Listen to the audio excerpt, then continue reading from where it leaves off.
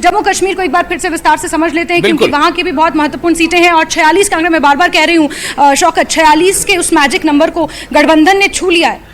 जी छू लिया है, लेकिन अभी इनिशियल ट्रेंड से तो ये इसमें तो वेरिएशन आ जाएगा अभी, लेकिन एज ऑफ नाउ तो छू लिया है। और हमारे पास कुछ बड़े नाम जो है अभी लीड कर रहे हैं, जैसे JKPCC के president Tariq Hamid Karachi central starting से लीड कर रहे हैं, और AICC के जनरल सेक्रेटरी गुलाम मोहम्मद मीर लीड कर रहे हैं डूरू से, फिर उमर अब्दुल्ला लगातार बडगाम से लीड कर रहे हैं, अल्ताफ बुखारी चांदपुर से लीड कर रहे हैं। तो बड़े नाम अभी लीड कर रहे हैं। और जम्मू में तो बीजेपी बहुत अच्छा परफॉर्म कर रही है। जम्मू में बीजेपी बहुत अच्छा परफॉर्म कर रही है। जम्मू में भी अगर नौशेरा की बात की जाए, रविंद्र रैना वहाँ से चुनाव लड़ रहे हैं, कुछ बड़े चेहरे हैं, ताराचंद हैं, वो तमाम चेहरे हैं जो मैदान में हैं। उनकी सीट्स के बारे में कोई अपडेट अभी तक?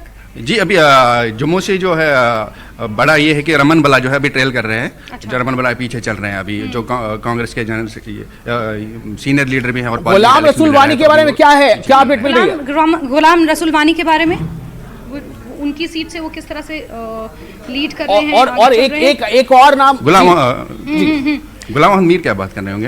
गुलाम अहमद मीर, जी गुलाम अहमद मीर, जी मीर डूरू से, जी डूरू से वो भी लीड कर रहे हैं अभी। बिल्कुल वो भी लीड कर रहे हैं। विशाल और इल्तिजा मुफ्ती, क्योंकि बहुत एग्रेसिव तरीके से। अच्छा जी हम सुन सकते हैं। भाजपा रूल के खिलाफ जबरदस्त एंटी इनकम्बेंसी थी, नाराजगी थी, और उसी खातिर हमने एक वाइबल अलायंस तैयार किया था।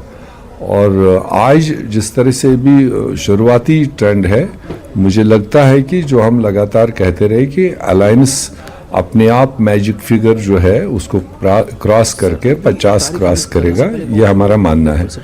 और बाकी जो भाजपा के दावे थे कि हम 50 पार करेंगे, आज वो सिचुएशन जम्मू कश्मीर में नहीं थी। आज जो भी सवाल था वो भाजपा के खिलाफ ही था। वो नौजवानों का सवाल था, वो महिलाओं का सवाल था, वो व्यापारियों का था, वो किसानों का था।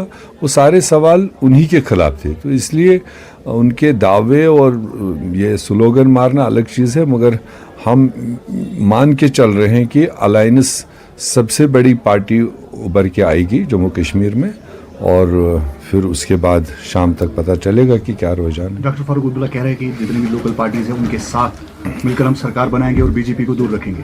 ये तो पहले से भी हमारा व्यू था, उसीलिए तो अलायंस, और हमने अलायंस के टाइम पर बड़ी अपील करी थी कि जो भी भाजपा के पॉलिसीज़ के खिलाफ लड़ना चाहते हैं, अपने लोगों के खातिर इंसाफ के लिए लड़ना चाहते हैं, वो आए और इकट्ठे एक प्लेटफार्म पर हम उनकी पॉलिसीज़ को शिकस्त दें।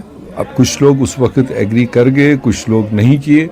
मेरे ख्याल से अब रिजल्ट्स के बाद एक दूसरा मौका है सबके लिए कि जो समझते हैं कि हम लोगों के लिए, लोगों के काज के लिए फ़ाइट करते हैं, उन्हीं के लिए सियासत करते हैं।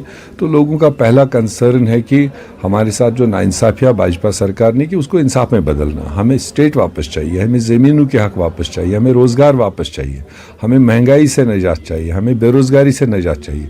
तो इन चीज़ों के लिए लड़ने के लिए एक बड़ा और कॉमन प्लेटफार्म चाहे पहले नहीं बना, अब भी पॉसिबिलिटी है। मैं फारूक साहब की इस बात को तायद करता हूं, और सब सीनियर लीडरों को जम्मू कश्मीर के हित के लिए इस वक्त राजनीति करनी चाहिए, न कि कोई व्यक्तिगत ओहदे के लिए या पोस्ट के लिए या कोई कुर्सी के लिए।